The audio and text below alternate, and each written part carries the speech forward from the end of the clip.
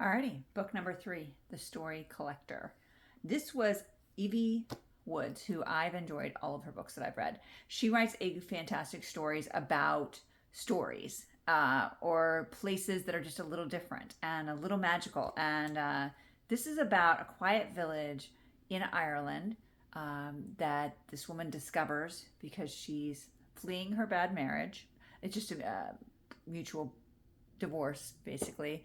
And on Christmas Day, she decides she's going to go from where she's living to see her sister-in-law, stay with her sister and her brother-in-law in Boston. Except when she's at the airport, she steps into this little Irish gift shop. And here's the story of a little town that basically said they sort of believe in fairies, and because of that, they don't want them to cut this tree down that they need to cut down in order to put that roadway in. So they literally moved an entire roadway in Ireland, laid it out differently because of this tree. And it just fascinated her, the whole story. In this day and age, do people really believe in fairies? Like, what is the deal there?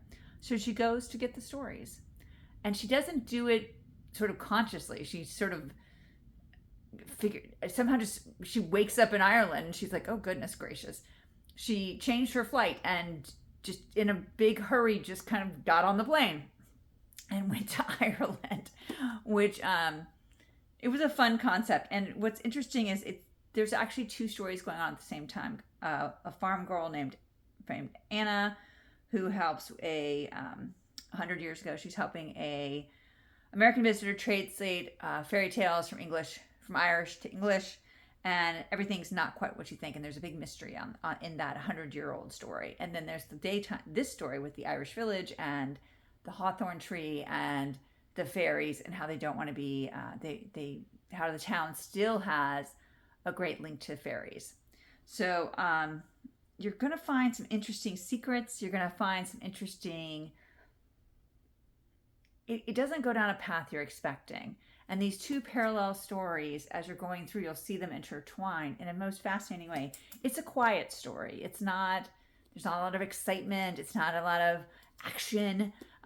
It's a lot of thought, and it's a lot of, it feels like you're sitting around talking to the elders of a village, telling you all kinds of interesting things, and then yet someone else is telling you a story that no one else knows about 100 years ago. So I really enjoyed this one. It was a quiet read. I did think it was really good.